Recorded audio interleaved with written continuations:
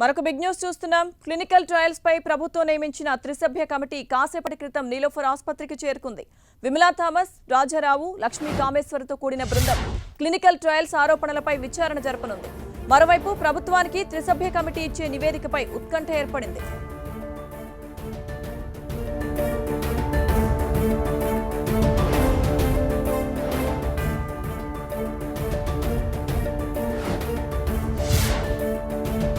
Clinical trials పై ప్రభుత్వం నియమించిన త్రిసభ్య కమిటీ కొద్దిసేపటి క్రితం నీలోఫర్ ఆసుపత్రికి చేరుకుంది.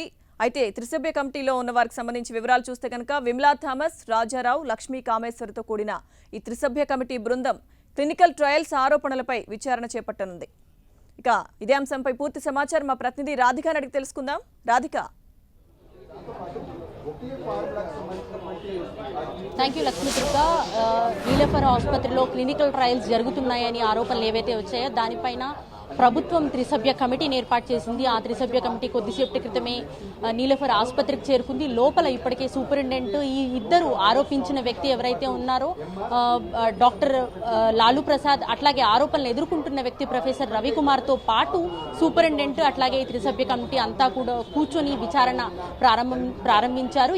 ఇప్పుడే బోర్డు రూమ్ లో వాళ్ళంతా కూడా సమావేశమయ్యారు. ఇక్కడ అసలు క్లినికల్ ట్రయల్స్ జరిగే విషయంలో ఎలాంటి నిబంధనలు పాటిస్తున్నారు, క్లినికల్ ట్రయల్స్ విషయంలో ఇక్కడ ఎంతమంది చిన్నారులకి ఇక్కడ ఇప్పటి వరకు క్లినికల్ ట్రయల్స్ జరిగాయి, ప్రయోగాలు జరిగేటప్పుడు తీసుకుంటున్న జాగ్రత్తలు ఏంటి, ఎథికల్ కమిటీ చెప్పినట్టుగా ఆడియో వీడియో రికార్డింగ్స్ ఏమైనా జరుపుతున్నారా లేదా, లేకపోతే ఇక్కడ ఈ క్లినికల్ ట్రయల్స్ లో ముఖ్యంగా తీసుకోవాల్సిన 4 స్టెప్స్ ఏవైతే ఉన్నాయో వాటి ప్రకారం నిబంధనల ప్రకారం జరుగుతున్నాయా లేదా అనే దానిపైన ప్రధానంగా విచారణ కొనసాగుతుంది. అంతేకాదు ఈ క్లినికల్ ట్రయల్స్ జరిపే విషయంలో డాక్టర్స్ కి డైరెక్ట్ గా ఎట్లాంటి అనుమతులు ఉండవు. ప్రభుత్వం నుంచి ఇటు కేంద్ర ప్రభుత్వం కావచ్చు, రాష్ట్ర ప్రభుత్వం కావచ్చు, ఇటు డిఎంఈ నుంచి కావచ్చు తప్పనిసరిగా లేఖ అనేది అవసరం ఉంటుంది.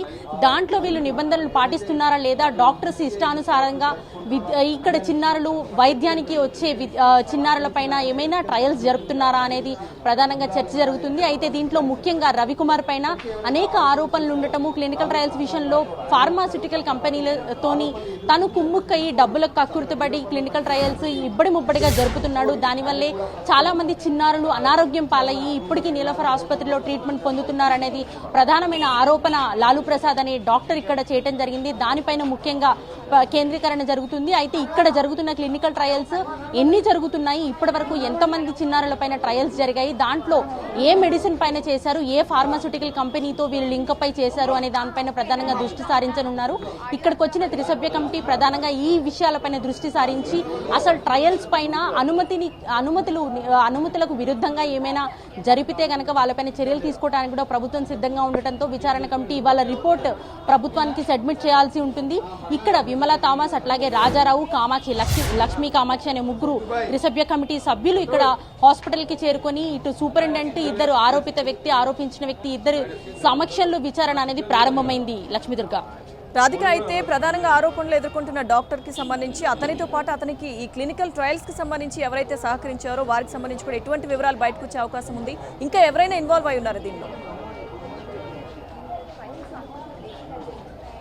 దాదాపుగా ఇక్కడ గత కొన్ని రోజులుగా 300కు పైగా చిన్నారులపైన క్లినికల్ ట్రయల్స్ జరిగి ప్రయోగం చేస్తున్నారు. మందుల ప్రయోగం అంతా కూడా ఫార్మాస్యూటికల్ కంపెనీస్ ప్రభుత్వ ఆసుపత్రిలో ఉన్న ప్రొఫెసర్లను చేతిలో పట్టుకుని ట్రయల్స్ జరుపుతున్నారనే ఆరోపణ ప్రధానంగా ఉంది.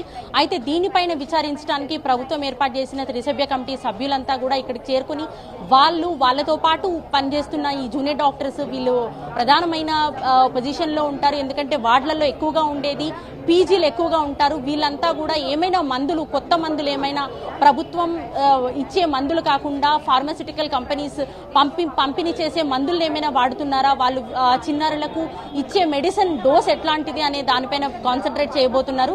ముఖ్యంగా పెడియాట్రిక్ డిపార్ట్మెంట్ పైనే ఆరోపణ ఉంది కాబట్టి ఆ డిపార్ట్మెంట్ కు సంబంధించిన పూర్తి వివరాలు కూడా వీళ్ళు సేకరించడం జరుగుతుంది. ఇప్పటికీ సూపరింటెండెంట్ క్లినికల్ ట్రయల్స్ విషయంలో నీలోఫర్ లో ఎలాంటి తప్పిదాలు జరగట్లేదు, చట్టవిరుద్ధంగా ఎలాంటి ట్రయల్స్ కూడా చేయట్లేదు, నిబంధనలకు లోబడి ఈ ట్రయల్స్ చేసేటప్పుడు ఇప్పుడు ప్రయోగం చేసేటప్పుడు చిన్నారికి సంబంధించిన తల్లిదండ్రుల అనుమతి తీసుకోవటము, వాళ్ళతో సంతకం చేయించుకోవటము, అంతేకాదు ఈ ట్రయల్స్ లో ముఖ్యమైన ఘట్టం ఏదైతే ఉంటుందో ఒక చిన్నారికి డోస్ ఎక్కించే ముందు ఆడియో వీడియో కంపల్సరీ రికార్డ్ చేయాల్సి ఉంటుంది. ఆ రికార్డ్స్ అన్ని కూడా చేశారా లేదా, ఇప్పటి వరకు జరిగిన ట్రయల్స్ లో ఎంతమంది చిన్నారులకు ఆ ప్రయోగం పనిచేసింది, ఆ మెడిసిన్ బయటకు వచ్చిందా లేదా అనే దానిపైన దృష్టి సారించనున్నట్టుగా తెలుస్తుంది. లక్ష్మీదుర్గ, రాధిక, అయితే దాదాపు 300 మంది పిల్లలపై క్లినికల్ ట్రయల్స్ జరిగినట్టు ఆరోపణలు వస్తున్న నేపథ్యంలో, అంటే ఇప్పుడు త్రిసభ్య కమిటీ ఏదైతే విచారణ చేస్తుందో పిల్లల తల్లిదండ్రుల నుంచి ఏదైనా ఇన్ఫర్మేషన్ తీసుకునే అవకాశం కనిపిస్తుందా రాధిక?